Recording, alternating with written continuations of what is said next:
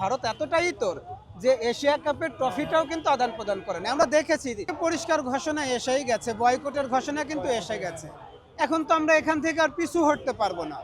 তবে আমার মনে হয় যে ওই পাকিস্তান ভারতের সীমানায় যে যুদ্ধটা হয়েছিল তার জন্য ক্রিকেট খেলার উপর প্রেশার পড়বে।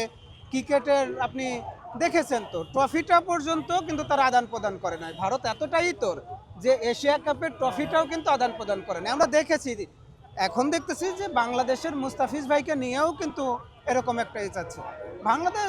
ভারত যদি আমাদেরকে বয়কট করে, আমাদের ভারতকে বয়কট করতে অসুবিধা কোথায়? আমি তো আসলে কোথাও অসুবিধা দেখি না। ভারত ছাড়া তো আমরা গত 2টা বছর চলতেছি, আমরা তো না খেয়ে মরে নাই। ভারতের কাছ থেকে তো আমরা কোনো কিছু ফ্রি পাই না, আমরা তো অনুদান আনি না। আমরা যেটাই আনি সেটা তো আমাদের টাকা দিয়ে কিনে আনি, তাই না? আদানির সাথে যে চুক্তি হয়েছিল সে চুক্তিটাও তো আমরা টাকা দিয়েই করেছিলাম। তারা আমাদের স্বার্থের বাইরে গিয়ে শেখ হাসিনা চুক্তি করেছিল। ভারতের দাস আমরা এখন আর নাই। আমরা শুধু চাচ্ছি বাংলাদেশের ভিতরে এবং বাইরে বাংলাদেশটাকে যেভাবে ভারত ভেঙে দিতে চাচ্ছে, দুটোভাবে আমরা মোকাবেলা করতে চাচ্ছি। আপনারা মিডিয়ার যারা আছেন, আপনারা মিডিয়া দিয়ে মোকাবেলা করেন। আমরা যারা বিপ্লবীরা আছি, আমরা অভ্যন্তরীণ বিষয়টাকে, যারা ফ্যাসিস্টের দোষর আছে তাদেরকে মোকাবেলা করতেছি। সবাই একসাথে কাজ করলে ইনশাল্লাহ আগামী দিনগুলো বাংলাদেশের রাজনীতি, বাংলাদেশের ভূখণ্ড, বাংলাদেশপন্থীদের হাতেই থাকবে।